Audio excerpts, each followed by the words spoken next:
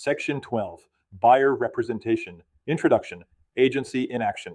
In the previous section, we discussed the importance of agency disclosure and the rule of three. What you say, what you write, and what you do should all match.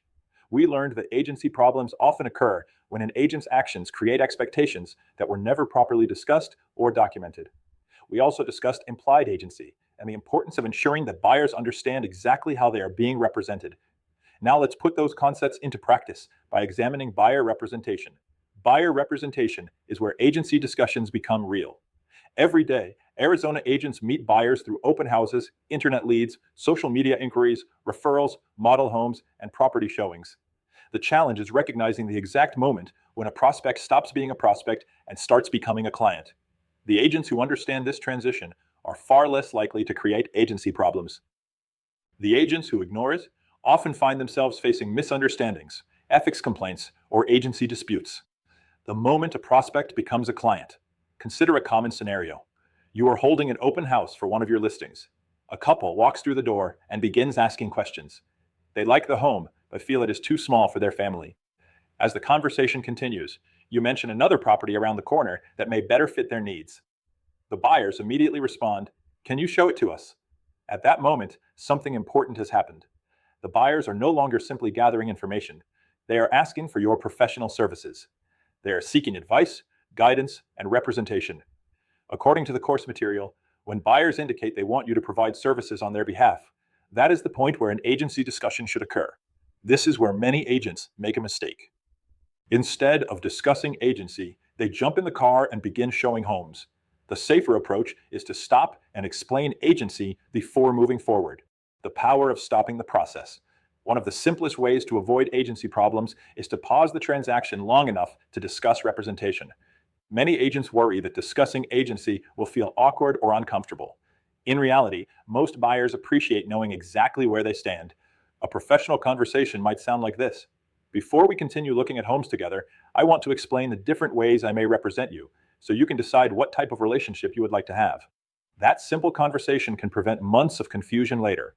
The course material emphasizes that when buyers begin seeking client-level services, that is the time to stop, discuss agency, explain the available options, and obtain the appropriate elections. Understanding the three types of representation. When discussing agency with buyers, it is important to explain the different relationships that may occur during the home buying process. The first possibility is that you represent the buyer exclusively. In this relationship, you owe fiduciary duties to the buyer and work solely in the buyer's best interests. The second possibility is that you represent the seller only. This often occurs when buyers inquire about one of your listings and you choose not to represent them. The third possibility is limited dual representation. This occurs when the broker represents both the buyer and seller in the same transaction after obtaining informed written consent from all parties. The important point is that buyers should understand these possibilities before they occur, not after. The hidden danger of implied agency. As we discussed in the previous section, implied agency is one of the most common agency mistakes made by licensees. Imagine that after the open house, you begin showing the buyers homes every weekend. You discuss neighborhoods, review comparable sales, explain contracts, recommend inspectors, discuss negotiation strategies, and provide advice for 2 months. During that time, you never discuss agency. You never provide an agency disclosure. You never obtain written elections. Then one day, the buyers decide they want to purchase a property listed by your brokerage. Now you may have a serious problem. By your actions, you have likely created the impression that you are working on the buyer's behalf. The buyers certainly believe you represent them, yet you never formally establish the relationship. The course material warns that when agents provide client-level services without proper disclosure, they may create implied agency relationships that expose both the agent and broker to unnecessary risk. Why prior written consent matters. Arizona agency law is built on disclosure and informed consent. If a broker intends to represent both parties in a transaction, written consent must be obtained before the dual representation occurs. The key word is prior. Not after the offer is accepted, not after negotiations begin, not after a problem develops, before representation occurs. This protects the buyer, the seller, the broker, and the transaction itself. The goal is not simply to obtain signatures. The goal is to ensure everyone understands the relationship before moving forward. A transaction can change overnight. One of the biggest mistakes agents make is assuming agency stays the same throughout a transaction. Consider a situation where a buyer wants to purchase your listing. You explain that you represent the seller only, and the buyer agrees. The offer is submitted, but the seller rejects it. A few days later, the buyer calls and says, "We still want you to help us find a home." Now the relationship has changed. You are no longer discussing only your listing. The buyer wants ongoing representation. This may require a new agency discussion and additional documentation. Good agents understand that agency is not a one-time conversation. Agency should be revisited whenever circumstances change. The pros and cons of limited dual representation. Some buyers are comfortable with limited dual representation, while others prefer independent representation. Neither choice is automatically right or wrong. The course material identifies several potential advantages. Communication may be streamlined, information may move more quickly between parties, and buyers may gain access to additional properties within the brokerage. However, there are also limitations. A dual representative cannot fully advocate for one party against the other. The dual representative cannot disclose confidential information. The dual representative cannot advise one side in a manner that harms the other. This often creates frustration because clients naturally want advice. Questions a dual representative cannot easily answer.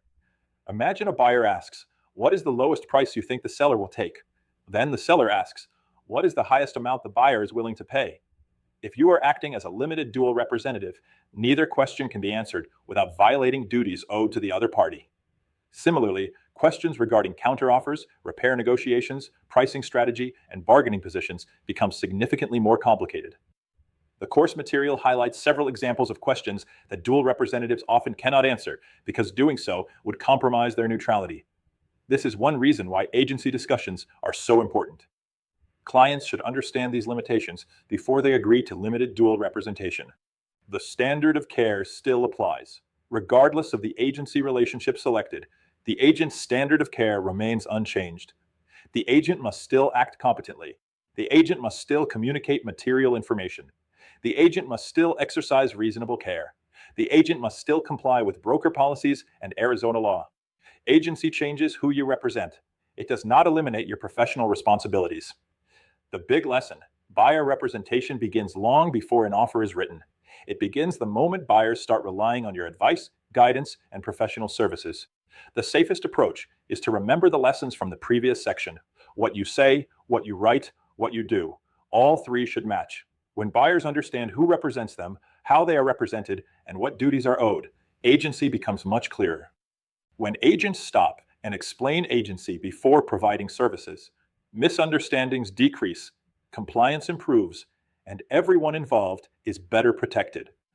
Online discussion questions. Question 1. Why is it important to discuss agency before providing client-level services to a buyer? Answer.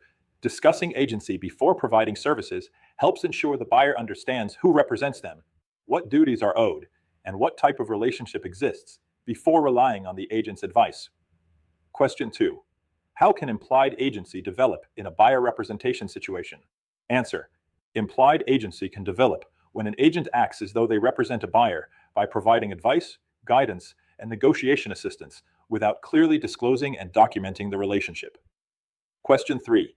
Why should agency discussions be revisited when circumstances change? Answer. Agency relationships may evolve during a transaction. A buyer who initially wanted information on one property may later seek full representation, requiring additional disclosure and documentation.